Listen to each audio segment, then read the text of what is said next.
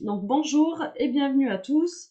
Donc on est tous réunis autour du sujet ChatGPT, donc qui un sujet qui intéresse et qui fait pas mal de bruit en ce moment. Hein. Donc ce webinaire est dédié aux communicants des cabinets d'expertise comptable et des offices des offices de commissaires de justice. Il est évidemment ouvert à toute personne qui s'est inscrite. Hein. On n'a fait aucune exclusion de qui que ce soit. Maintenant, les exemples qu'on va prendre sont des exemples tournés autour de l'expertise comptable et Sophie est dans ce domaine-là aussi. Mais les exemples qu'on montre et les bons cas d'usage sont valables aussi sur les autres secteurs. Alors, communicants de cabinets d'expertise comptable, c'est à la fois les chargés de communication, les responsables com, les marketeurs, mais également les salariés ou encore les associés de petits ou moyens cabinets qui s'occupent de la communication de leur cabinet. Hein, c'est pas forcément un webinaire qui va être dédié qu'aux responsables de communication. En tout cas, c'est toute personne qui communique pour son cabinet. Et là, on est plus spécifiquement sur l'usage LinkedIn, mais les requêtes et tout ce qui s'ensuit sont aussi évidemment utilisables sur les autres supports et autres leviers de communication que vous pouvez avoir. Alors rapidement, pour ceux qui ne me connaissent pas, donc je suis Delphine Pic. J'ai développé une plateforme de solutions marketing dédiée aux professions réglementées. C'est pour ça que ce webinaire est dédié aux experts comptables et commissaires de justice, puisqu'on va dire que mon offre est centrée sur leurs problématiques. Dans cette plateforme, il y a des formations e-learning, il y a des outils, il y a du live aussi, des formations live, du contenu et des coachings. Il y a surtout toute une partie ressources offertes à laquelle vous pouvez accéder facilement. Ça, je vous donnerai le lien à la fin du webinaire. Alors ça, l'ensemble des contenus répondent aux 3 préoccupations principales qui sont développer l'activité, améliorer son image et mieux recruter.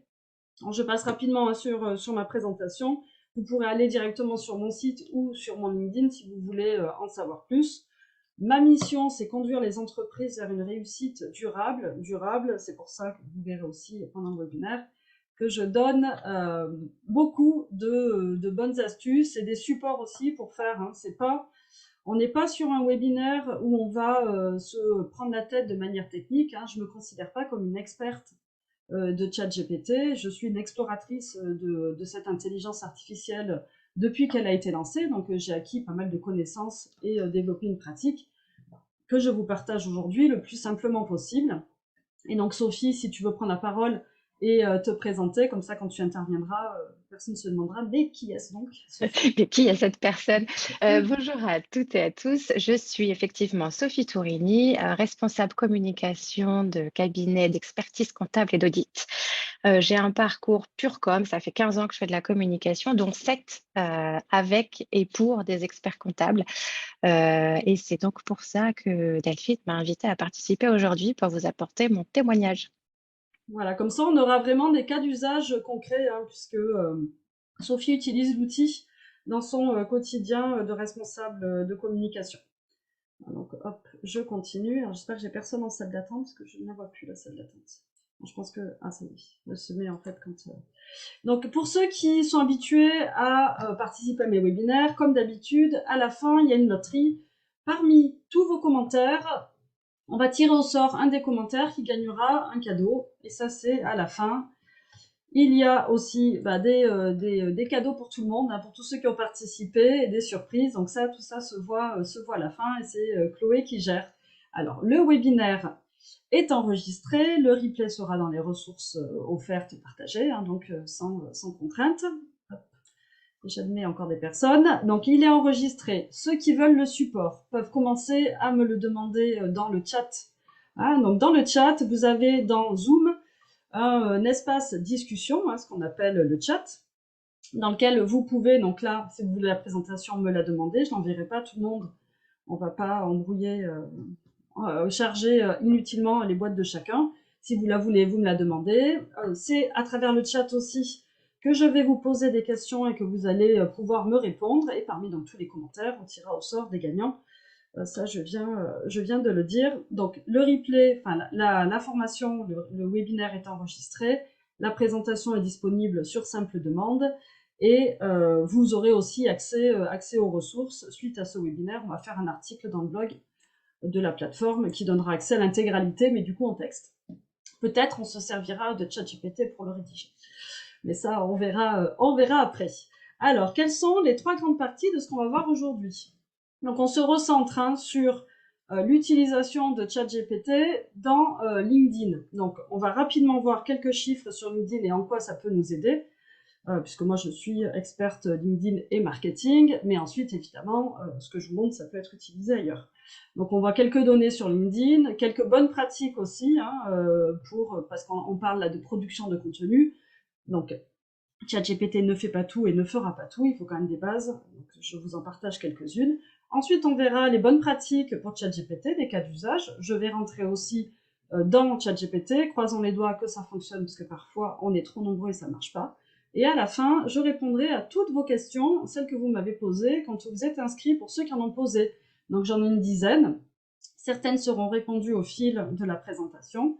Et pour les autres, je verrai à la fin. Si vous avez des questions en cours, vous pouvez les poser dans la discussion. Si elles nécessitent une intervention immédiate, soit Chloé, soit Sophie me le diront, ou même Sophie peut répondre aussi directement. Donc vous avez la discussion, l'espace discussion pour ça. Je vous demande à tous de laisser pour l'instant vos micros fermés, ça évite le brouhaha. On les rallumera à la fin pour la partie questions-réponses, puisqu'on aura quelques minutes pour ça. Donc, on va commencer donc rapidement sur LinkedIn en premier. La production de contenu, sur LinkedIn et ailleurs, c'est le fruit d'une réflexion et c'est vous qui avez la maîtrise des sujets sur lesquels vous publiez. Donc ça, je reviens dessus, sur cette idée après. Donc déjà, on commence à utiliser, si vous voulez, l'espace discussion. Alors, parmi vous, donc vous répondez avec les numéros 1, 2, 3 ou 4, qui communique déjà sur LinkedIn ou n'a jamais commencé mais aimerait bien commencer, donc le 1, qui communique mais seulement à partir de son profil nominatif, qui communique avec sa page cabinet seulement ou avec les deux. Et pour ceux qui ne comprennent pas la différence entre page cabinet et profil nominatif, on y répondra peut-être à la fin, vous gardez la question. On peut avoir des très débutants aussi, même si le webinaire s'adresse à des communicants. Donc LinkedIn, c'est quoi? Très rapidement, merci pour vos réponses. Très rapidement, LinkedIn, c'est quoi? C'est un réseau et c'est quoi d'autre? Donc c'est un réseau professionnel B2B, c'est le premier. C'est le plus grand réseau B2B en France et puis dans le monde. Et c'est quoi aussi, d'après vous? Ça se veut un peu interactif. Tout au long, je vais vous poser des questions. Alors, c'est aussi un média qu'on utilise, que les professionnels en B2B utilisent pour partager des contenus. D'où l'importance de pouvoir créer des contenus et savoir écrire. Ce qui nous ramène à notre sujet aujourd'hui, comment on peut utiliser ChatGPT pour trouver des idées de contenu. LinkedIn, depuis septembre 2022, pousse aussi beaucoup à la conversation. C'est-à-dire qu'on poste un sujet, en dessous il y a des commentaires, et c'est ça en ce moment que LinkedIn met vraiment beaucoup en avant. Les profils qui commentent beaucoup sont des profils qui sont plus mis en avant, mieux référencés. Donc ça, on verra aussi comment l'outil peut vous aider à travailler sur les commentaires. Et ça sert plusieurs objectifs. Oui, c'est un outil conversationnel, exactement, c'est le bon mot. Alors, ça sert... Je me remets en même temps dans... Voilà, j'avais une personne en salle d'attente. Alors, ça sert plusieurs objectifs. LinkedIn sert à créer des opportunités d'affaires, des opportunités de recrutement, des opportunités de partenariat. Ça permet de développer votre visibilité et votre influence sur un domaine. Ça ne va pas créer de manière artificielle une influence, mais ça va vous permettre de la développer. Deux choses à savoir, c'est que c'est indexé par Google. Alors, indexé par Google, ça veut dire que ce qu'on publie, votre profil que vous avez sur LinkedIn et ce que vous publiez, se retrouvent sur Google. Donc, si vous n'avez pas de site internet, il y a encore beaucoup de cabinets qui n'ont pas de site, et encore plus d'offices de commissaires de justice. Si vous n'avez pas de site internet, votre page LinkedIn entreprise et votre profil personnel sont indexés par Google. Donc c'est une vitrine supplémentaire, une visibilité supplémentaire qu'il faut optimiser. Parce que sans ça, si vous êtes sur LinkedIn et que vous n'avez pas optimisé, vous ne donnez pas la meilleure image de vous-même. Mais ça, c'est un autre sujet. Ça fonctionne, LinkedIn fonctionne comme un moteur de recherche avec des mots-clés. Plus votre profil est mieux il est optimisé, plus il est mieux référencé. Et les personnes qui vont faire des recherches sur votre domaine d'expertise peuvent plus facilement tomber sur vous. Donc l'optimisation du profil est très importante. En 4 chiffres, maintenant pour finir sur LinkedIn, donc 88% des entreprises en B2B sont présentes sur LinkedIn. Donc vos clients, vos partenaires, les institutionnels, vos prescripteurs, etc. sont présents sur LinkedIn. Il y a quelques secteurs d'activité qui sont encore sous-représentés, hein, comme l'agriculture par exemple, ou le BTP. Mais en tout cas, le BTP s'y met sérieusement là, depuis quelques mois. Et il y a certains secteurs d'activité qui sont peu digitalisés, donc qui vont peut-être jamais se retrouver sur cette plateforme. On a 90%, donc on a 25 millions de membres inscrits en France aujourd'hui, à fin 2022. Parmi ces 25 millions, 90% ne font qu'observer, hein, ne font pas d'interaction. Vous faites peut-être partie de ceux-là, hein, ceux qui sont sur LinkedIn, mais qui n'interagissent pas avec les contenus qu'on leur présente, puisque c'est seulement 10% qui interagissent. Donc interagir, c'est quoi? C'est liker, commenter, partager. Hein, vous avez votre flux d'actualité, vous faites une action dessus, ça s'appelle une interaction. Et là, seulement 10% interagissent. Et quand on passe à ceux qui publient, il y en a seulement 5% qui publient. Donc aujourd'hui, on est là pour voir comment on peut justement améliorer notre capacité de production. Et donc si on fait partie de ceux qui publient, on a forcément beaucoup plus de chances d'être visible que si on ne publie pas. D'autant plus qu'on n'est que 5% à publier aujourd'hui. Alors c'est un chiffre qui est en croissance exponentielle, puisque si je vous avais fait cette même présentation en janvier dernier, on n'était que 1,4% à publier. Donc c'est passé à 5%, x 5 cette année, vous imaginez en nombre ce que ça peut faire. En tout cas, on a quand même un potentiel de visibilité important à activer en publiant et en commentant, comme je vous l'ai dit tout à l'heure en introduction. Alors les grands principes de la stratégie d'animation sur LinkedIn et où ChatGPT peut nous aider. Donc avant de communiquer sur LinkedIn, on doit se poser des questions, hein, savoir quels sont nos objectifs et quelle est notre cible. Et quand on pense à la cible sur LinkedIn, on va penser à son écosystème. Donc, vos objectifs, vous les connaissez, hein, c'est soit recruter, soit de la visibilité, soit de la réputation, soit de la conquête client, ou encore de la fidélisation client. Et votre cible, vous devez la connaître. Sans ça, vous ne pouvez pas être efficace. Hein, quels sont les sujets de préoccupation de cette cible-là? Hein, ça veut dire sur quel sujet ensuite je vais me positionner, quelle conversation je vais pouvoir lancer pour intéresser mon audience cible, quelle solution je lui apporte. Ensuite, quel est mon style, hein, quel est mon style, quelle est mon identité. Et là, si vous avez travaillé un petit peu votre identité, ça fait partie des choses à travailler. Donc, quelles sont vos valeurs, quels sont vos engagements, et aussi tout ce qui est composant de votre identité graphique. Où trouver l'inspiration, ou faire ma veille, hein, une fois qu'on a défini sur quoi on peut intervenir, on n'est pas une intelligence artificielle, il faut qu'on aille chercher des informations quelque part. Donc on peut identifier des sources d'informations et des sources de veille. Comment transformer des sujets de préoccupation en contenu. Et ensuite, après, et seulement après avoir optimisé vos profils et votre page, comment et quand publier vos contenus. Alors, où ChatGPT peut nous aider dans tout ça? Alors, il peut nous aider là, hein, sur la définition des sujets de préoccupation. Vous connaissez votre cible et ensuite vous pouvez lui demander de vous dire quels sont les sujets de préoccupation de cette cible-là, quelles sont les tendances sur cette cible-là. On verra des cas d'usage tout à l'heure. Où trouver l'information, ou faire la veille. Donc là, ça sera à prendre avec des pincettes et je vous expliquerai pourquoi, mais en tout cas, le ChatGPT peut vous aider là-dessus. Comment transformer des sujets de préoccupation en contenu, et c'est là où est sa vraie force. Hein, ChatGPT est vraiment un allié, un assistant, c'est votre assistant de rédaction. On verra tout à l'heure justement comment faire en sorte qu'il nous produise des contenus qu'on va pouvoir utiliser comme des brouillons perfectionnés pour ensuite publier, ou parfois même utiliser presque intégralement, tels qu'il nous les donne. Et ensuite, comment et quand publier, ça c'est plus difficile pour ChatGPT parce qu'il n'a pas forcément la connaissance, en tout cas la version gratuite, n'a pas forcément la connaissance actuelle des bons usages de chaque réseau social, mais par contre, il peut vous aider à optimiser profil et page en le briefant correctement. Donc Sophie, toi par exemple, tu l'utilises aujourd'hui donc en dehors de LinkedIn, hein, on n'est pas obligé de se focaliser là-dessus au début. Oui. Alors en dehors de LinkedIn, effectivement, parce que pour le coup, je l'utilise beaucoup en dehors de LinkedIn. Je l'utilise assez régulièrement comme une aide à la rédaction. Je rédige par exemple plusieurs newsletters internes avec différentes cibles internes de collaborateurs différents et j'utilise ChatGPT pour m'aider à structurer mes éditos. Donc ça, c'est une façon de l'utiliser, par exemple. Je l'utilise aussi quand j'ai besoin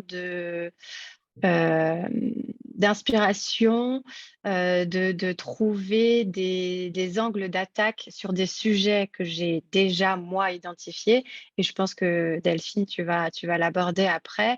Il ne peut pas trouver l'idée à votre place, mais il peut vous aider à la structurer. Et c'est comme ça que moi, je l'utilise. Ok, super. Donc effectivement, on va rentrer dans le détail, hein. Alors, hop, déjà, ah oui, juste pour finir sur LinkedIn, bon, ça vous l'aurez, je vais passer super vite hein, pour ceux qui auront demandé la présentation. Donc, ChatGPT peut vous aider à concevoir des contenus, reste à savoir quand les poster. Donc ça, je vous remets les règles de base sur LinkedIn. 18 heures entre deux publications et les bons jours et les bonnes heures de publication, vous l'aurez.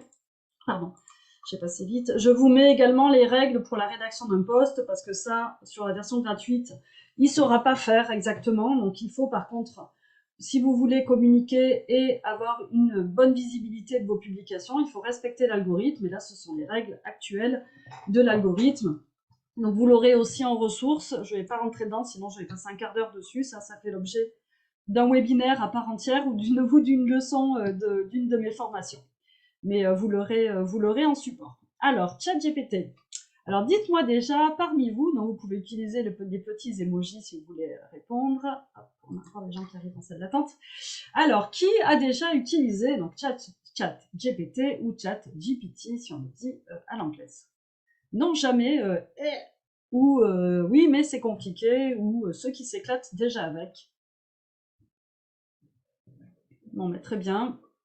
On a des personnes qui l'utilisent, certains qui l'utilisent pas encore. Et certains qui s'éclatent aussi. Donc, pour ceux qui s'éclatent dessus, vous pouvez tout à fait compléter ce que je dis. Hein. J'ai pas, comme je le disais, hein, j'ai pas la prétention d'être experte d'un outil qui vient de sortir. Je partage juste mon usage. Donc, vous pouvez aussi partager le vôtre. Hein, ça sera intéressant et nous dire dans quel cas. Là, vous pouvez écrire ceux qui l'utilisent, dans quel cadre vous l'utilisez. Hein, pour faire quoi? Qu'est-ce que vous lui demandez de faire? Ça sera intéressant pour tout le monde, ça va nous donner des idées, en rajouter en tout cas. Alors, rapidement, quelques petites définitions. L'intelligence artificielle, c'est quoi? C'est le principe d'automatiser des tâches fastidieuses pour améliorer notre efficacité.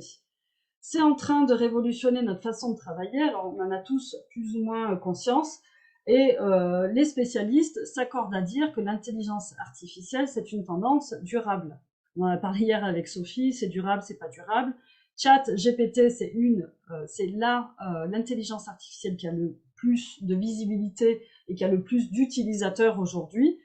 Elle va peut-être évoluer dans sa forme, mais en tout cas, l'intelligence artificielle est une tendance durable.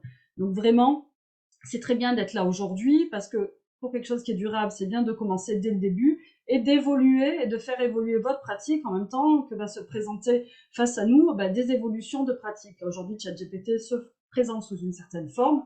Je vous montrerai à la fin quelques perspectives d'évolution de la forme qu'il pourrait prendre.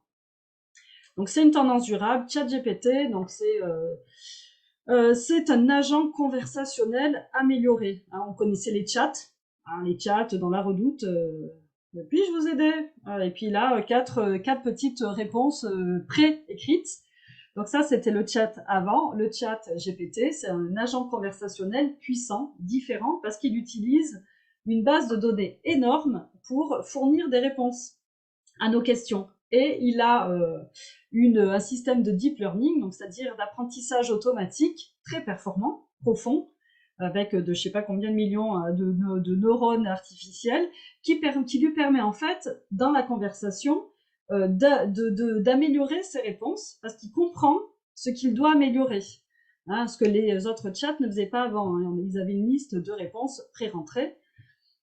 C'est pas du tout, donc c'est différent de Google aussi en ça. Hein. Google, on lui pose une question, il nous donne il nous répond avec une liste de sources à aller consulter. Il ne fait pas une conversation. Là, on a vraiment comme une conversation naturelle. Hein. C'est d'ailleurs même bizarre quand on l'utilise. Hein. Je sais pas si vous, ça vous fait drôle, mais on lui parle comme si c'était presque un humain. Alors moi, je dis que mon chat GPT est mon stagiaire zélé, hein, celui qui sait tout. Alors, il va vite répondre en plus, mais parfois il se trompe. Il faut le recadrer, il faut lui donner des informations, il faut vérifier si notre brief est précis. Un chat GPT, ça nous aide aussi à faire des briefs précis. Et ça, c'est précieux parce qu'on peut toujours avoir envie d'aller vite. Et donc là, si on veut des bonnes réponses, il faut des bons briefs. Donc voilà, c'est vraiment, vous pouvez le considérer comme votre assistant. En quelques chiffres, ça a été lancé en novembre 2022. Là, en février est sortie la version payante, le ChatGPT 4. On en parlera rapidement à la fin. Tout ce que je vous montre là, c'est fait à partir de la version gratuite, parce que comme je sais que tout le monde, évidemment, a la version payante.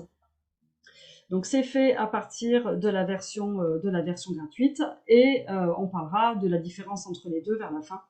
En une semaine, il a attiré 1 million d'utilisateurs, ce que TikTok avait mis 9 mois à faire. Et aujourd'hui, en février, il y a 2 mois en février, on était 123 millions d'utilisateurs. C'est énorme. Hein, c'est énorme, c'est puissant et ça va très vite. Alors, donc on l'a vu, hein, c'est quoi? C'est un agent conversationnel puissant. Donc, si on lui fait une demande simple, il nous fait une réponse simple. Il peut aussi le faire. Hein. Si on lui fait une réponse, si on lui pose une question bien structurée, et à la fin, je vous explique vraiment la structure idéale, en tout cas celle que je vous propose. Si on lui fait une requête complexe, avec plus d'éléments, il vous donne une réponse adaptée à la question que vous lui posez. Donc là, je m'en suis servi pour faire le contenu de ce webinaire, en tout cas dans la progression de ce que je vous montre. À la question ChatGPT, c'est quoi? Il me fait une réponse courte, question courte, réponse banale. Ensuite, je lui ai demandé d'ignorer la requête précédente. Ça, on verra que ça fait partie des choses à mettre en place quand vous faites vos requêtes. Et là, j'ai ajouté des informations. Et là, on va voir maintenant. Mince, ça je peux pas le faire. J'avais pas pensé. J'aurais dû mettre les requêtes ailleurs. Copie. Je me remets sur la présentation. Voilà. On va basculer dans le chat GPT, donc dans cette conversation, et je vous explique quand on est à l'intérieur comment ça fonctionne pour ceux qui n'y sont jamais allés. Alors, voilà, si ça veut bien basculer, nouveau partage. Ah oui, merci. Donc là, vous avez tout, mais je vous bascule tout le monde à côté. Voilà. Est-ce que c'est bon, c'est propre? Vous avez la bonne page? Ouais, on est dans le chat GPT, effectivement. Ok, super. Alors là, vous voyez, on est dans le chat GPT. À la fin, je vous explique aussi où le lien pour y aller, comment vous créez votre compte, tout ça, ça vous l'avez tout à la fin. Donc en tout cas, on est comme sur un site internet.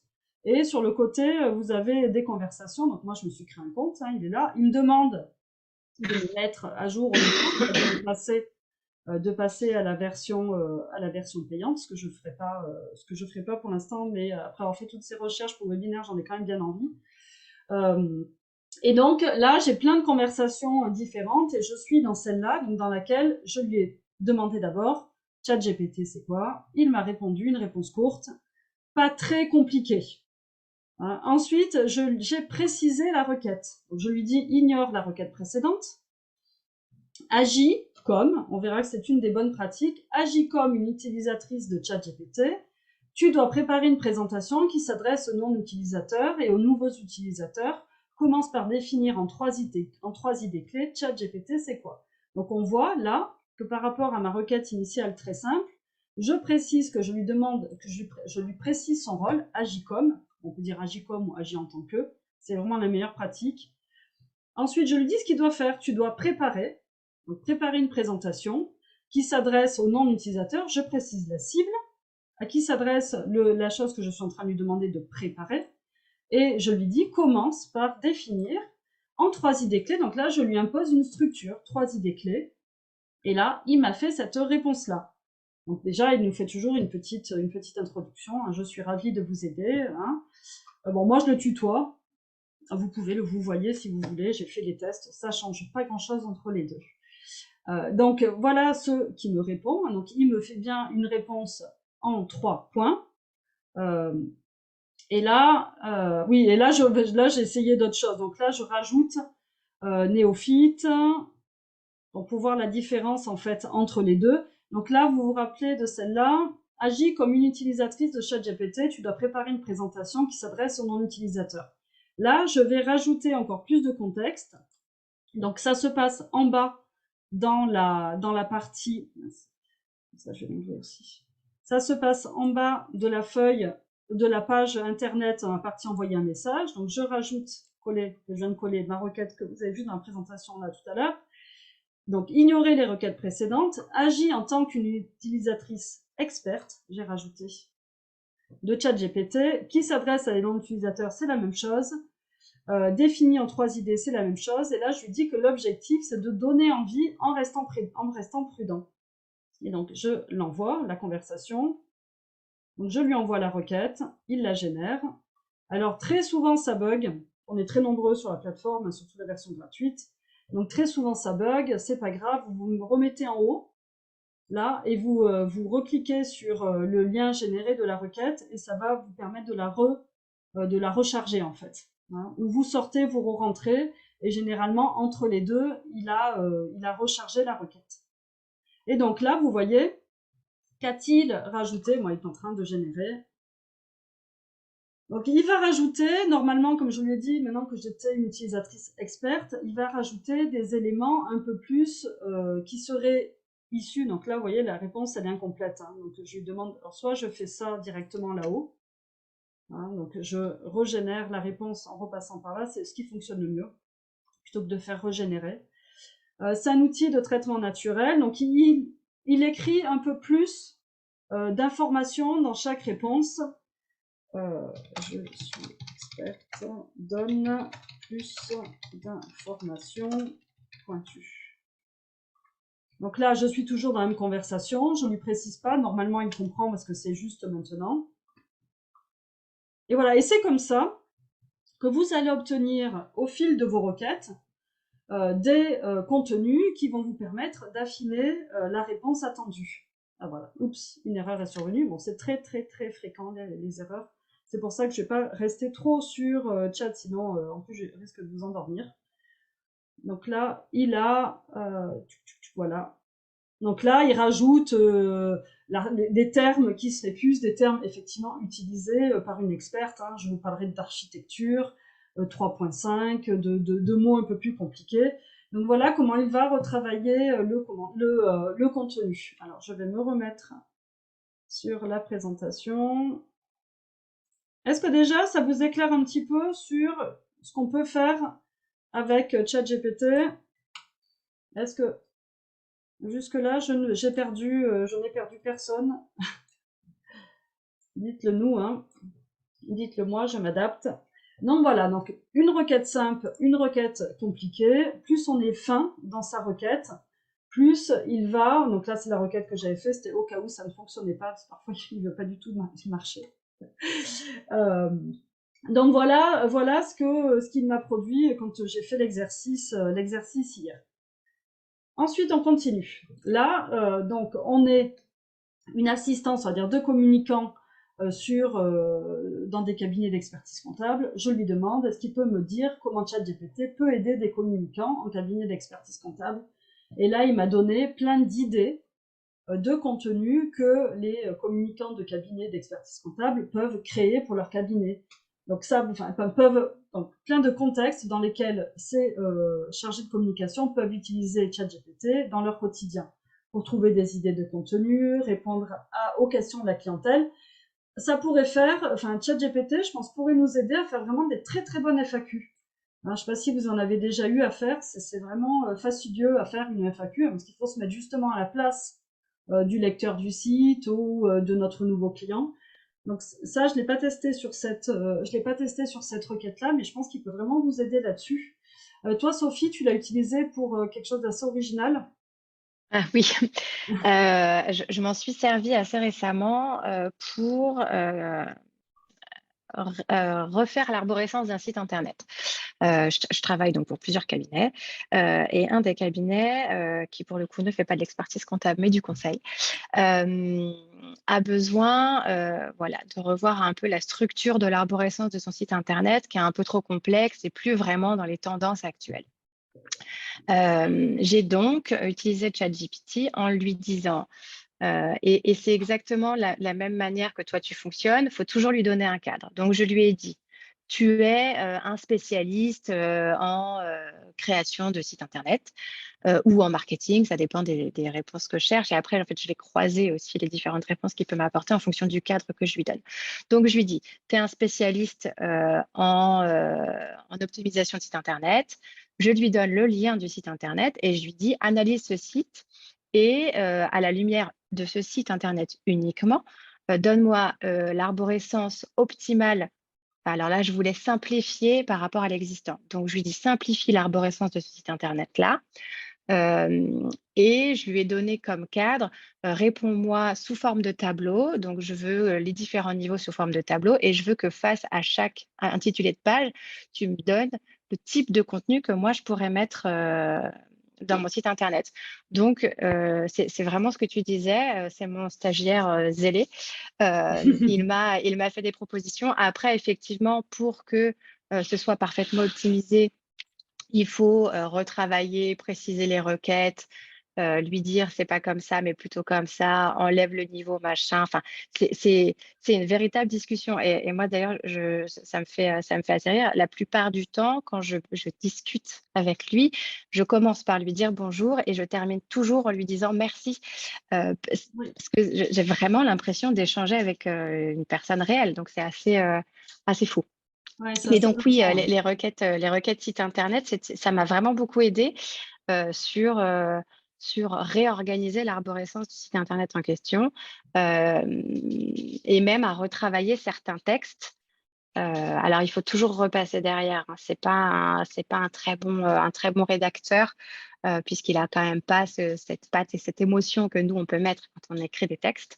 Mais effectivement, il donne de bons brouillons. Ouais, c'est clair. On le verra un peu plus loin. Donc, en règle générale, je vais vous montrer hop, les types de contenus qu'il est possible de créer avec ChatGPT, donc version gratuite, hein. Je parle pas de la version payante. Donc, générer du texte, écrire des articles, des mails, des messages, bien sûr des publications à destination des réseaux sociaux. Générer des idées, hein, vous pouvez vraiment l'utiliser pour des brainstorming, très intéressant, et des brainstorming aussi en anglais, hein, puisque c'est sa langue privilégiée, l'anglais. Proposer des titres d'articles, voilà, faire vraiment des suggestions de type de contenu. Donc refaire le contenu d'un site aussi, hein, vous donnez une page, vous pouvez dire de demander de réécrire différemment. De faire un plan de présentation, un plan de réunion, ça peut être très intéressant aussi hein, quand on a pas mal de réunions à mener. De résumer des documents ou des articles, de répondre à des questions spécifiques, comme un substitut potentiel à Google, et certains d'entre vous m'ont posé la question de ses limites, des sources, etc. Ça, j'en parle juste après. Décrire des objets, des lieux, des personnes, des concepts. Il fait des bonnes descriptions aussi. Traduire des textes dans différentes langues. Ça fait gagner du temps. Classer des textes et des données en fonction de leur sujet, de leur tonalité. Et ensuite, d'autres choses qui vous concernent moins directement, mais en fonction de vos passions à chacun, ça pourrait vous aider, vous donner des idées. Générer des textes de fiction, des histoires créatives, hein, des poésies, il y en a qui s'en servent pour écrire des histoires pour leurs enfants, pour les endormir. Résoudre des problèmes de mathématiques, de devoirs. Des devoirs aussi, et d'ailleurs ça c'est une vraie problématique. Il est interdit d'ailleurs maintenant aux moins de 18 ans, et il y a des applications de contrôle qui sont en train d'être développées, parce que c'est un vrai problème Pour tous ceux qui ont eu l'intelligence de l'utiliser, moi j'ai un de mes filleuls qui est en DUT GEA, qui a de super, super, super notes à tous ses contrôles, parce que depuis le début, il utilise ChatGPT, je ne donnerai pas son nom, Le malin. mais il a 16 de moyenne générale, alors que, sincèrement, il est plus fêtard qu'un travailleur. Hein. Il sert aussi à développer, à débugger du code. Alors là, je pense pas que dans l'assistance, il y a beaucoup de personnes qui codent. En tout cas, a priori, il est très très fort pour faire du code. On peut coder un site internet, coder des pages, etc. Mais ça nous concerne moins. Alors, Par je me rapport, permets oui, de oui, vas-y. rebondir, Delphine, juste sur une de tes utilisations que tu as citées, sur le côté un peu vie perso, création de texte, etc. Moi, j'ai demandé à ChatGPT, toujours dans le cadre de mes newsletters internes, je m'amuse beaucoup avec, hein, auprès de mes collègues, de créer une fable, une espèce d'hommage aux collaborateurs comptables et aux auditeurs d'un des cabinets pour lesquels je travaille. Et effectivement, je lui ai dit, dans le style de Jean de La Fontaine, créer une fable avec pour thème, et je lui ai donné le thème. Évidemment, en pleine période fiscale, ça les a bien fait marrer. Donc, c'est assez rigolo aussi pour faire des communications internes un peu sympas et un peu originales. Ah oui, oui, parce que du moment où on lui cite un fait comme euh, une personnalité qui date d'avant 2021, hein, puisque sur la version gratuite, on verra juste après, ses sources de contenu ne dépassent pas septembre 2021. Si on me dit fait comme ou utilise l'image de ou dans le même sens que cette citation, on lui donne la citation, il va vraiment travailler avec cet angle-là, ce style d'écriture-là, et c'est vrai que c'est très sympa aussi à faire. Alors pour LinkedIn spécifiquement, il peut vous servir à optimiser votre profil, la section à propos, le résumé, lister les éléments du profil à faire apparaître, les trois compétences, il manque un petit S, les trois compétences clés du profil. Il peut vous permettre à travailler votre stratégie de contenu. Alors là, sur la partie haute, optimiser le profil, stratégie de contenu, c'est une utilisation plus experte qu'il faut avoir parce que là, sincèrement, je l'ai essayé moi-même. Les requêtes à faire pour lui demander d'écrire une section à propos sont très nombreuses en fait pour arriver à un contenu satisfaisant. On y passe, à mon avis, enfin moi qui suis experte LinkedIn, j'y passe plus de temps à essayer de lui faire à lui que si moi je le fais directement après un bon brief client. Mais on va dire que pour ceux qui sont pas experts, peut-être ça peut les aider à être plus rapides. L'idée, c'est vraiment de l'utiliser pour gagner du temps, hein, vous l'avez compris. Il va pas vous remplacer, il va pas remplacer votre expertise. Si vous lui demandez d'écrire que vous savez pas, que vous n'avez pas l'expertise du sujet, vous n'allez pas pouvoir derrière affiner les contenus. Il n'a pas de style non plus. Ça fait partie de ses limites. Sur LinkedIn, il peut vous aider donc à générer des idées de posts, à trouver des hashtags aussi, mais pareil, pas des hashtags récents hein, pour la version gratuite. Et il peut vous permettre de rédiger des commentaires dans les publications des autres. Quand on a vu en introduction que les commentaires étaient importants, ça c'est assez bluffant, je l'ai fait et je basculerai ensuite sur cette publication-là, enfin sur cette conversation-là pour vous montrer. C'est assez bluffant. Je l'ai fait, je l'ai testé, je l'ai pas utilisé parce que j'avais déjà répondu à cette publication, mais j'ai trouvé en tout cas que c'était intéressant. Pour ceux qui ont alors, le syndrome de l'imposteur, je ne sais pas quoi écrire, j'ai pas de légitimité. Pour ceux qui ont le syndrome de la page blanche, ah ça m'intéresse, mais quel angle je peux avoir pour commencer à publier, vous pouvez l'utiliser, il peut vraiment vous permettre de vous débloquer ces petits freins que vous pouvez avoir. Ensuite, voilà, attention, pas de copier-coller parce qu'on reconnaît très vite son style, donc éviter absolument de copier-coller. Et je ne l'ai pas précisé en introduction, moi ce qui fonctionne et ce que je vous conseillerais toujours de faire et d'être sur les réseaux sociaux, sur votre site internet, dans vos newsletters, c'est l'authenticité qui fait la durabilité. Donc on ne se transforme pas en expert de quelque chose avec des valeurs qui ne sont pas les nôtres. Donc on l'utilise pour améliorer notre productivité, mais en aucun cas il va se substituer à qui vous êtes et la façon dont vous faites les choses. Sinon, de toute façon, ça fonctionnera pas. Surtout dans les conversations, hein, surtout dans le marketing conversationnel, c'est quand même l'authenticité qui est la clé. Alors les 12 mots pour s'adresser à ChatGPT, ça c'est vraiment les 12 requêtes principales. Explique comment, résume, liste, recherche, écrit, etc. Tout ça vous l'avez à la fin. Donc là, par exemple, on trouve là un peux-tu me lister? Alors là, on lui demande une liste. Recherche, analyse ce document et faisant une synthèse. Voilà, donc ça, c'est vraiment, il y a 12 types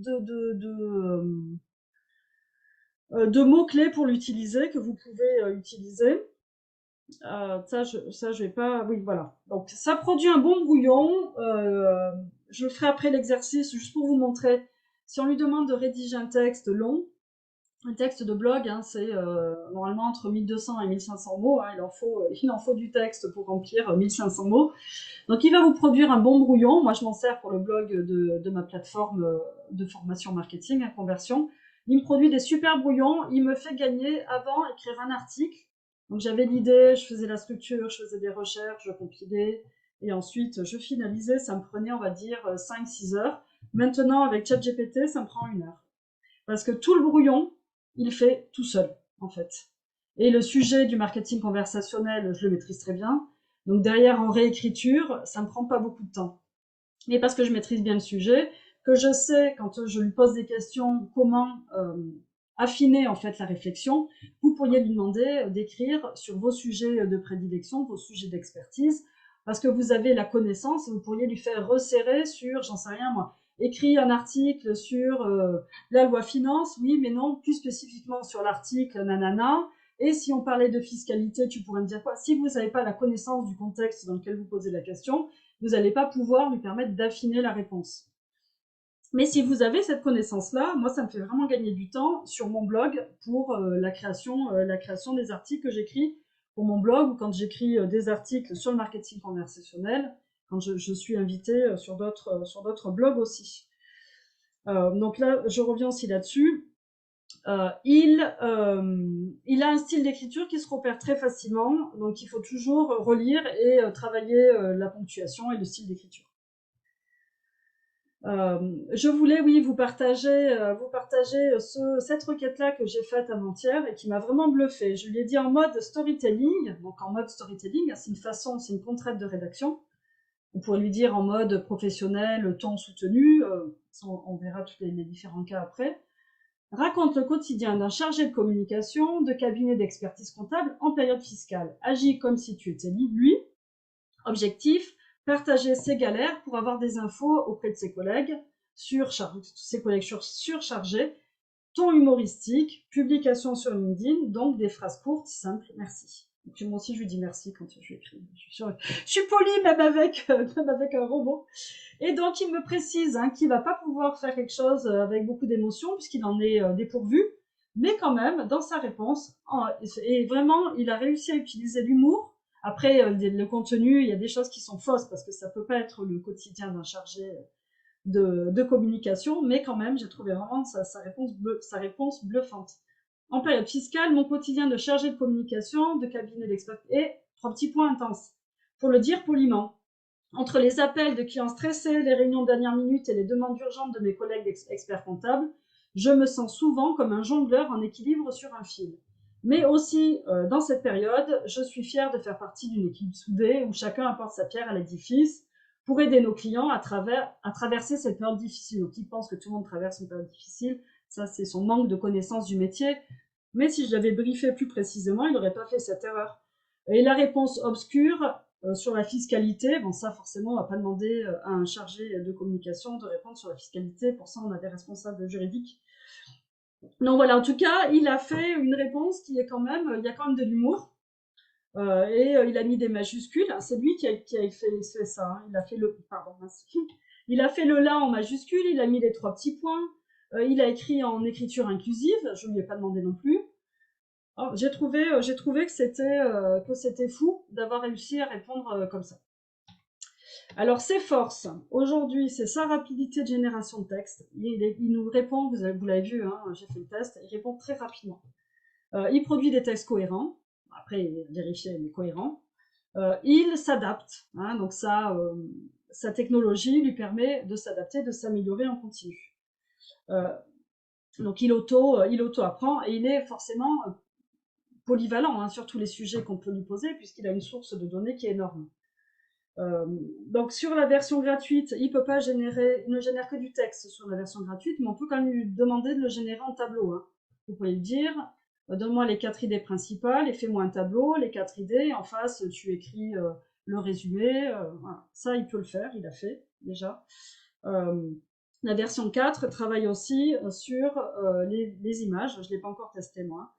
Et OpenAI, donc, qui est le créateur de cette intelligence artificielle, de cet agent conversationnel, travaille sur des applications mobiles, vidéo et sur plein d'autres choses. Si on a le temps, on les abordera après. Ses limites, puisque c'est vraiment la question, c'est aussi ses limites. Hein, c'est la véracité de ces informations, tel un stagiaire zélé, pour répondre à la question, parce que lui, son objectif, c'est vraiment de nous répondre, il peut inventer des réponses. Hein, il peut vraiment inventer des sources, il peut inventer des réponses, il peut inventer des chiffres. Donc, il faut toujours vérifier. S'il vous cite un chiffre dans une de ses réponses, demandez-lui la source et date. Parce que le 3.5 n'a pas accès à des informations qui sont d'avant 2021. Donc, si par exemple, on revient au slide en début d'introduction où je vous proposais de l'interroger aussi ou faire votre veille ou trouver des idées, ben là, il va se limiter à 2021. J'ai essayé là pour l'exercice de lui faire sortir donc des sources. Si par exemple vous adressez la cible créateur d'entreprise et que vous voulez écrire un article en citant des blogs, en citant des magazines pour les créateurs d'entreprise, des podcasts, des webzines, ben dans sa source d'information, il ne va pas trouver des choses récentes. Donc sur les podcasts, il m'a carrément inventé des trucs. Parce qu'en fait, avant 2021, il n'y en avait quasiment pas. Il n'a pas réussi à m'en sortir un récent. Pour faire ça, il aurait fallu que je lui donne plus d'informations. Par contre, si vous lui donnez la source, si vous voulez lui faire écrire un article sur la facture électronique, ce qui est quand même le sujet de préoccupation actuelle, bah, si vous voulez qu'il vous écrive une synthèse de la facture électronique, il faut lui donner le texte. Hein, il faut lui donner la source, Direction générale des finances, par exemple, et il va vous sortir une synthèse. Mais si vous ne lui donnez pas la source, il vous sortira rien parce qu'il ne comprend pas la question. Il n'a pas la référence. Voilà, pour le coup, quand les jeunes disent « t'as pas la ref », ben là, on est en plein dedans. Hein. Il n'a pas la ref, donc il ne peut pas nous le sortir. Et l'idéologie, aussi, dans contextualisation, il faut toujours contextualiser sa question. Hein, si votre audience, vous la connaissez, si vous ne la précisez pas, il fait une réponse générale ou il peut être à côté. L'idéologie, il a été formaté à se conformer à certains points de vue, hein, sur la politique, la religion, la justice et l'écologie. Donc si vous abordez des contenus en lien avec ces sujets, bah, il a été formaté hein, sur certaines idéologies. Donc ça, moi, j'ai pas testé parce que j'utilise que dans un cadre professionnel non, on va dire, qui est non connoté sur tout ça. Donc, mais attention, en tout cas, c'est un point de vigilance à avoir. Donc il peut plagier aussi, ça j'ai eu la question. Il peut plagier, donc je vous ai mis un outil qui est du Click Checker. C'est un outil gratuit, vous copiez-collez votre texte dedans et ça vous permet de vérifier s'il est dupliqué ou pas, si c'est un contenu plagié ou pas, si vous avez un doute, hein, si vous voulez vraiment vérifier la véracité. Donc j'en ai mis 2, le premier est gratuit et le deuxième, je m'en souviens plus s'il est gratuit ou pas. Mais en tout cas, vous pouvez toujours, si vous avez un doute, utiliser cet outil Normalement, il plagie pas, mais il peut plagier. Et si vous avez un doute, vous pouvez dire attention, ne plagie personne. Fait un mix de plusieurs contenus, vous pouvez aussi le préciser dans les contraintes. Hein. Donc c'est 20, donc on va peut-être pas rentrer, sauf si vous me le demandez directement dans le chat GPT. Là, je vous mets la structure, donc c'est une fiche outil que vous retrouverez soit dans l'article, soit dans les ressources, soit sur la présentation si vous voulez. Donc c'est la requête idéale. Moi, je vous montre comment je l'ai transformée. Vous le voyez, mon tableau Excel? Oui, c'est bon. On le voit. Oui, Ouais, c'est bon. Donc en fait, moi, je l'ai mis en tableau Excel. Donc là, j'ai nettoyé pour l'occasion du webinaire. Hop, je nettoie comme ça. Non, je vais pas faire de nettoyage maintenant. Donc là, en fait, j'ai la structure idéale et à côté, prompt 1, conversation 1, article de presse. J'écris aussi, j'ai une rubrique dans un journal. Je vais m'en servir hein, pour écrire, pour me faire des brouillons de ces articles. Ça va me faire gagner du temps. Donc j'ai commencé à faire des requêtes. La requête, une fois qu'elle est satisfaisante, je la travaille toujours dans mon Excel. Ça, on peut le copier-coller tel quel, ça fonctionne aussi. Une fois qu'elle est satisfaisante, je vais l'enregistrer, je l'aurai pour les prochaines fois. Hein, on tâtonne beaucoup au début sur l'outil. Donc, si on a des requêtes pré-enregistrées qui fonctionnent très bien, on n'oublie pas de les conserver pour la fois d'après. Hein, je ne sais pas si vous vous rappelez, mais quand je suis rentrée dans l'outil, on rentre dans des conversations. On rentre dans des conversations, et moi, ce que je vous recommande vraiment, c'est de créer plusieurs conversations. Là, moi, je vais avoir ma conversation, par exemple, sur les articles pour le magazine La Tribune. Et à chaque fois que j'aurai un article à écrire pour le magazine La Tribune, je rentre dans cette conversation-là. Si je cible votre profession, j'ai une rubrique article pour chargé de communication. Si je cible les experts comptables, j'ai une rubrique experts comptables, etc., etc. Donc on rentre dans une conversation qu'on maintient parce que comme il auto-apprend, on perd pas en fait tous les échanges qu'on a eus. Hein, on capitalise sur tous les échanges qu'on a eus avec lui. Ensuite, si on lui demande d'ignorer les requêtes précédentes ou de rester dans la même conversation. Si on a clôturé un sujet, si moi, par exemple, je suis dans mon journal La Tribune, j'ai pas envie de me retaper tout le contexte, je vais lui dire quand même d'ignorer la requête précédente, et je vais lui dire, ignore la requête précédente, mais agis toujours en tant qu'expert LinkedIn qui écrit pour un journal qui s'appelle La Tribune à Inanna. Donc ça, c'est le agicom. Ensuite, la tâche précise, c'est les 12 mots que je vous ai montrés tout à l'heure. Écrire, résume, ça vous l'avez dans l'Excel. L'objectif, c'est à quoi sert la chose qu'on est en train de lui demander, à expliquer à un public de néophytes, à donner des informations, à conseiller. Le contexte, c'est quel est le domaine d'activité dans lequel on est, le secteur. La consigne de structure, un texte en 3 parties, une liste à puces, un tableau. Les consignes de rédaction ou les contraintes, là on va être plus sur le ton, le style, le type de langage, soutenu, familier, amical, humoristique.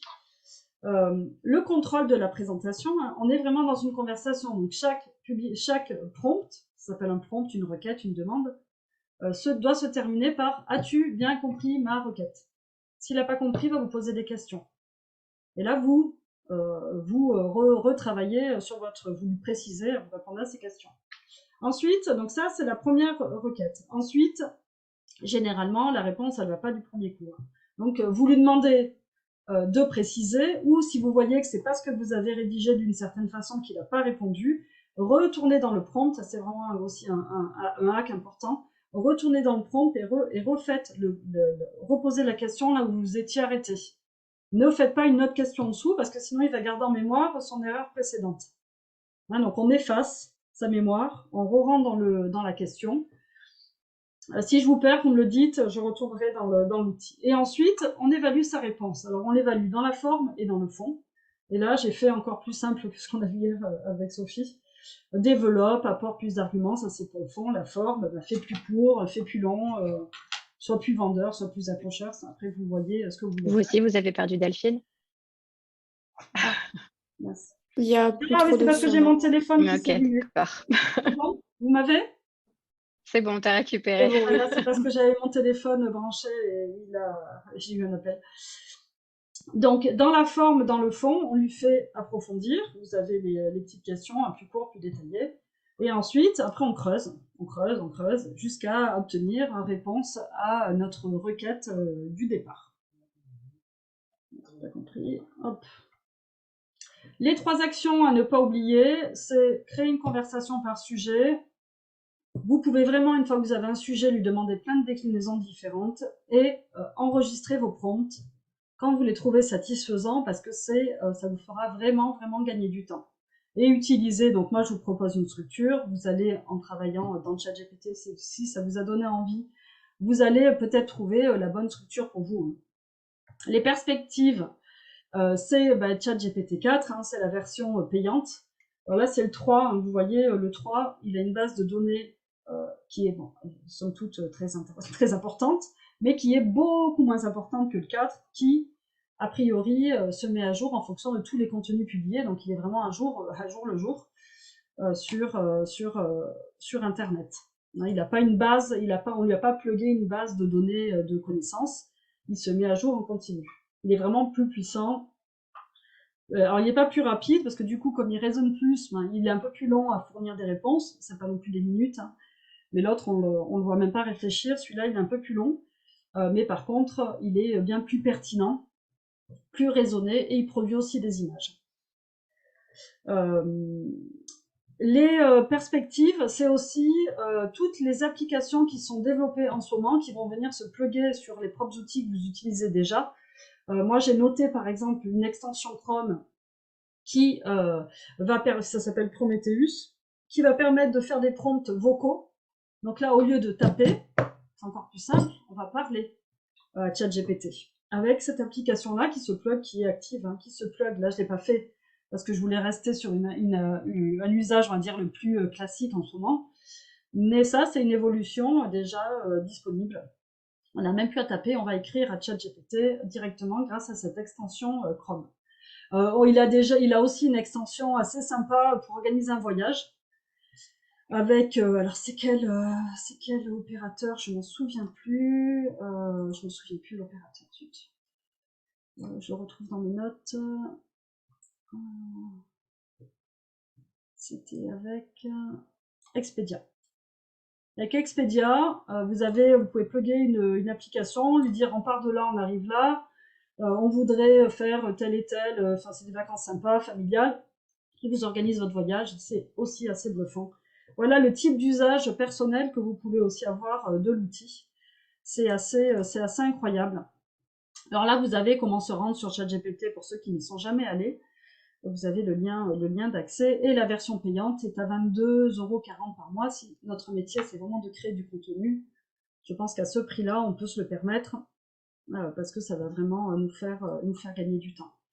On arrive au moment de la loterie et ensuite on passe aux questions-réponses. Donc la loterie, c'est comme d'habitude.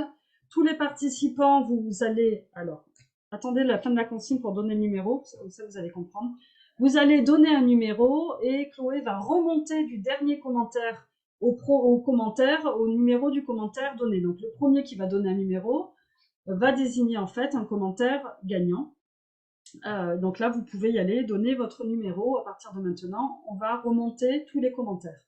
Si admettons c'est le 7, mais on va remonter 7 commentaires avant et voir qui a gagné. Alors, qui a gagné quoi? C'est surtout ça la question, pendant que Chloé remonte. Alors, je sais pas si tu as... Chloé, c'est bon ton numéro? Oui. C'est bon? Bon, très bien. Bon, c'est un numéro réaliste aussi qu'il faut donner, ça je ne l'ai pas précisé. Mais... Oui, c'est le numéro 8, du coup ça va. Ok, super. Donc la loterie, la loterie, donc le numéro 8, va gagner un audit de son profil. On a vu que c'est la première étape pour bien communiquer, c'est l'audit du profil LinkedIn ou de la page entreprise, et une formation e-learning au choix que je vous offre. Là, vous avez aussi sur cette page la possibilité de prendre un rendez-vous avec moi. Donc, je vous offre une demi-heure de conseils gratuits. C'est l'audit flash de votre profil aussi, parce que je vois certains que j'ai déjà formés, donc ils ont un profil optimisé. Mais on pourrait faire une demi-heure de conseils sur ce dont vous avez besoin, hein, sur les questions que vous posez. Donc ça, vous pouvez aller flasher le QR code. Et ceux qui n'arrivent pas à flasher, on va vous renvoyer un petit mail avec ces 3 informations-là principales. Et vous avez 20%, comme vous êtes des communicants, sur toute la plateforme, jusqu'au 31 mai, donc on va dire un gros mois. Donc dans la plateforme, vous allez retrouver une formation qui est dédiée aux communicants de cabinet d'expertise comptable, dans laquelle il y a toute une partie sur l'utilisation de ChatGPT que je suis en train de finaliser. Et ce que je suis en train aussi de finaliser, c'est un outil de génération de requêtes qui sera aussi disponible dans la rubrique outils et qui sera donné à ceux qui vont s'inscrire à la formation. C'est un outil qui sera payant, sinon mais ça sera quelques dizaines d'euros, hein, c'est pas non plus... donc les réponses à vos questions. Donc déjà, est-ce que vous avez des questions? Alors vous pouvez ouvrir vos micros. J'ai presque tenu le timing, hein, j'ai un peu dépassé, je suis désolée, mais c'est un sujet passionnant. Alors, ceux qui peuvent rester, hein, si vous avez des questions, et juste, est-ce que c'est bon, Chloé, t'as tiré? Oui. Alors, qui a gagné? Alors la gagnante est Verpo Christiane. Ah, bah Christiane. Mhm. Christiane, avec qui j'ai déjà échangé plusieurs fois. Ok, bah super. Mhm. Très bien. Alors, est-ce que vous voulez prendre la parole si vous avez des questions. Sinon, je vais mettre la liste de questions qu'on avait. Donc, pendant que vous pouvez prendre la parole si vous voulez, branchez vos micros. À quoi ça sert? On a vu, à gagner du temps, à faire des recherches, à synthétiser. On a une question dans le chat, mais qui est plus sur LinkedIn. Alors, Olivier Dupont demande quels sont les avantages et bénéfices de mettre son profil en mode créateur. Alors, le profil mode créateur, alors ça permet déjà de débloquer le nombre d'abonnés, enfin, le nombre de relations que vous pouvez avoir. Sur un profil normal, on est bloqué à 30 000. Donc, pour les atteindre déjà, c'est pas mal. Mais si vous êtes un profil créateur, vous débloquez le nombre d'abonnés qui va au-delà de 30 000. Le profil créateur permet de mettre en avant des sujets de prédilection. Si vous produisez beaucoup de contenu, c'est intéressant d'avoir un profil créateur. Si vous utilisez LinkedIn plutôt pour vous créer un réseau, donc des relations de niveau 1 avec lesquelles vous allez pouvoir échanger des messages, c'est mieux de rester en profil classique. Parce que la première action qu'on fait quand on arrive sur un profil créateur, c'est suivre. Et quand on arrive sur un profil classique, c'est se connecter. C'est là ce qu'on appelle le call to action. L'action principale qui est le plus visible sur un profil créateur quand on arrive dessus, c'est suivre. Et quand on arrive sur un profil qui n'est pas créateur, c'est se connecter. Donc avec un profil qui n'est pas créateur, on crée un réseau avec lequel on peut interagir vraiment, parce qu'on peut s'envoyer des messages internes. Sinon, on a des suiveurs de notre profil, mais ça, c'est seulement si on produit du contenu. Si vous produisez du contenu, que vous avez pour objectif d'avoir le plus d'abonnés possible, faites un profil créateur. Si c'est pour un vrai réseau, restez en profil classique. Ça répond à votre question. Il faudrait que je mette le chat, mais je l'ai perdu dans la... Voilà, hop, il est là. Alors, je continue sur la liste des questions que vous aviez posées. Donc, à quoi ça sert? On y aura répondu. Comment peut-il créer du contenu? C'est à partir de bonnes requêtes qui créent du contenu, à partir des requêtes qu'on lui propose, qu'on lui donne. Les différents types de contenu, on les a vus. Les sources, il faut vraiment lui demander de préciser. Tu as dit que 30% des entreprises, est-ce que tu peux me préciser ta source et date? Comment sécuriser les données privées? Il ne faut pas lui donner de données privées par contre. Ça, c'est vrai qu'on n'en a pas parlé. Ne lui donnez pas accès à vraiment des données privées, j'en sais rien. Vous pourriez... bon, je sais pas ce que ça pourrait être comme données privées, mais il faut vraiment éviter de lui donner des données privées parce que forcément, toutes les données qu'il collecte, il s'en sert d'abord dans son apprentissage personnel et il les stocke. Donc, on évite les données privées. Si par exemple on voulait lui faire une analyse de notre base de clientèle, on ne lui donnerait pas le nom, prénom de nos clients. En tant que professionnel, on l'a vu, donc faites des requêtes, testez des requêtes ou utilisez la requête que je vais vous proposer et ensuite allez retourner sur les requêtes pour gagner du temps. Donc c'est efficace, oui, mais il faut bien faire des requêtes, sinon on perd beaucoup de temps. C'est un peu d'abord c'est nouveau, donc on aurait tendance à avoir envie d'y rester, mais voilà, et faire de cette technologie un allié fiable, c'est justement lui posant des bonnes questions. Pour le cabinet, on l'a vu, comment l'exploiter, des prompts qualitatifs, vous avez la requête. Accélérer ma visibilité, on accélère sa visibilité sur LinkedIn en publiant et en commentant. Donc comme là, vous avez possibilité de générer des idées, vous allez accélérer votre visibilité. Et les trois actions absolument à mettre en œuvre, je vous les ai données. Et on avait une dernière question ce matin qui est un peu plus compliquée même. Pour stimuler la créativité et valoriser le travail humain, là on est plus sur l'utilisation en tant que vraiment allié en brainstorming, puisqu'il va vous générer des idées. Et valoriser le travail humain, c'est comme l'a fait Sophie dans son exemple. Elle l'utilise pour valoriser son équipe en interne et pour les soutenir dans des moments compliqués.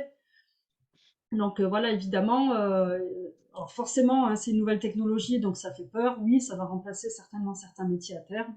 Ça va en créer d'autres aussi. C'est comme toutes les grandes innovations. Tout au long de ces magnifiques 100 ans qui sont passés. Donc, mais en tout cas, c'est en cours. Alors, est-ce que vous avez des questions? Sinon, sinon, moi, j'ai fini en tout cas de parler et de vous partager ce que j'avais à vous partager. Donc, oui, je vous remets, pour ceux qui le voulaient, là, hop, je vous remets là, ce slide-là. Donc, le code avantage, c'est je me perfectionne, moins 20%, à utiliser jusqu'au 31. Et vous avez donc le flash code pour vous inscrire en mon agenda. Il y a quelques créneaux ouverts.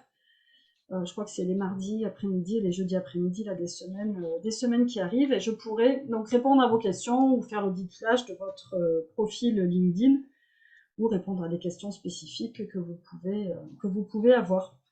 Est-ce que quelqu'un veut prendre la parole pour conclure?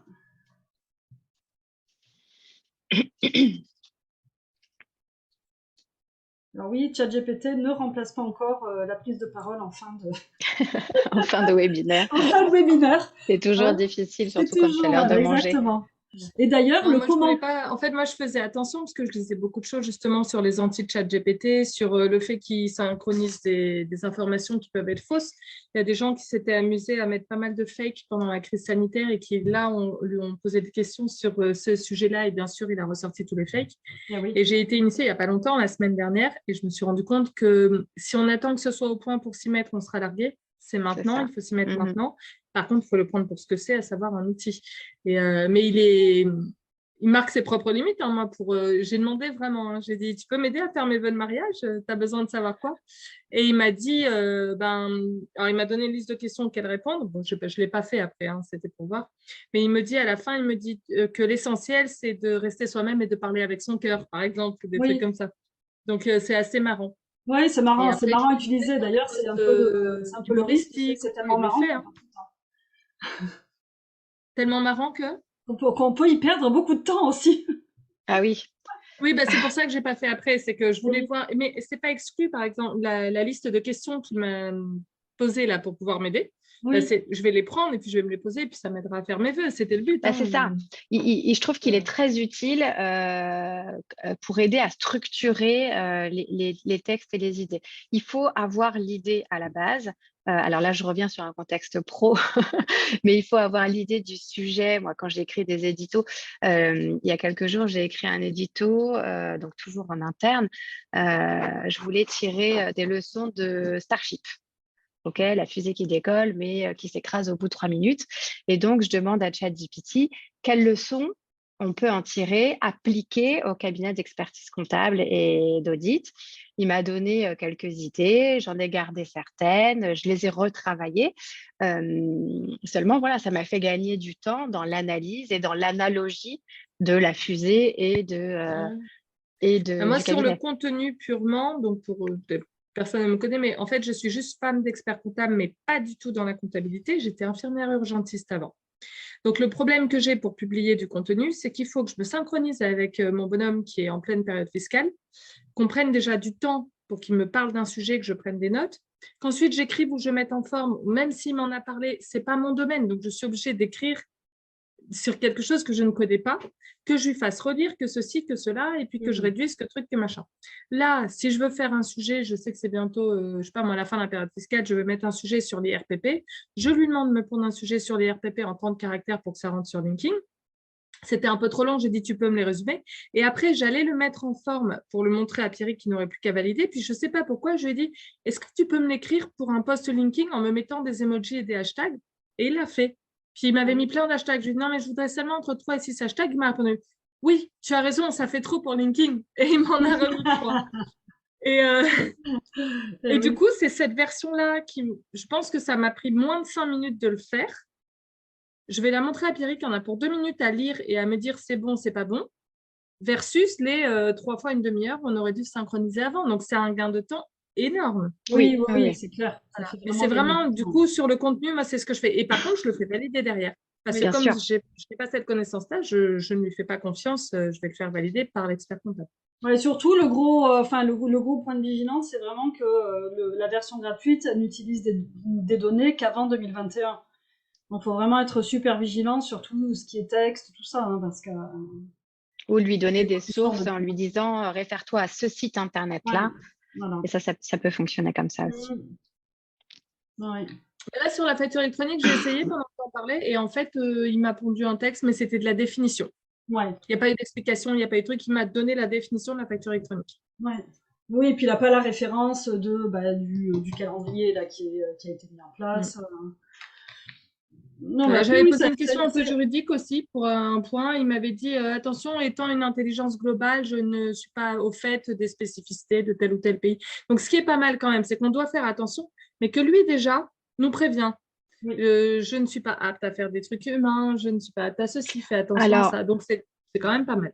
moi, je nuance parce qu'il nous prévient qu'il n'est pas apte à le faire, mais il le fait quand même.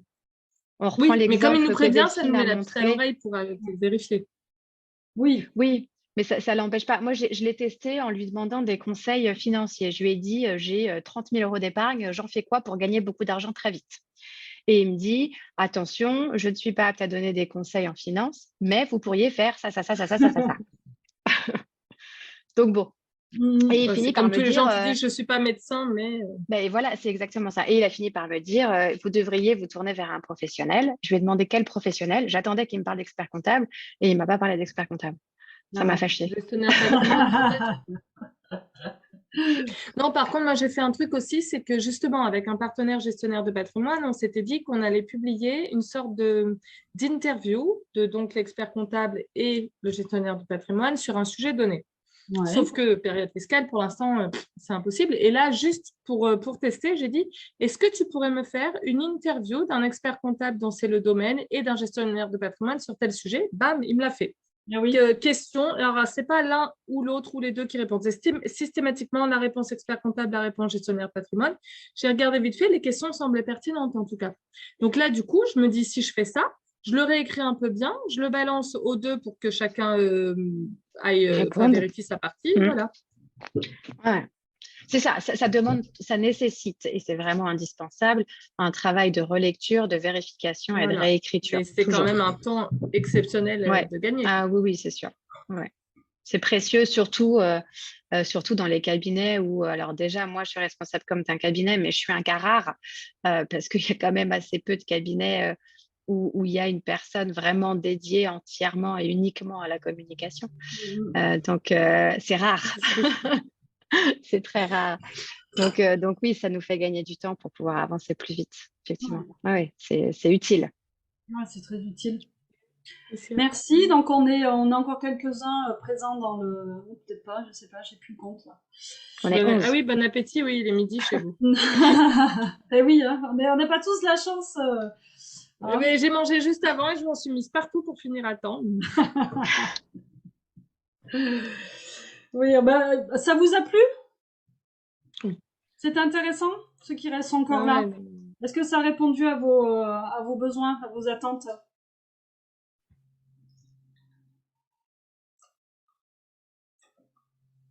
Alors, je vois qu'on a une réponse dans le chat de Jean-Paul qui dit « Merci beaucoup pour ce partage de savoir et de pratiques très intéressant. » Donc, ça a plu. Merci Jean-Paul. Jean-Paul qui assiste assez souvent à mes webinaires. Alors là, c'est un sujet un peu différent d'habitude. Hein. Mais j'ai quand même essayé de faire pratico-pratique. Hein.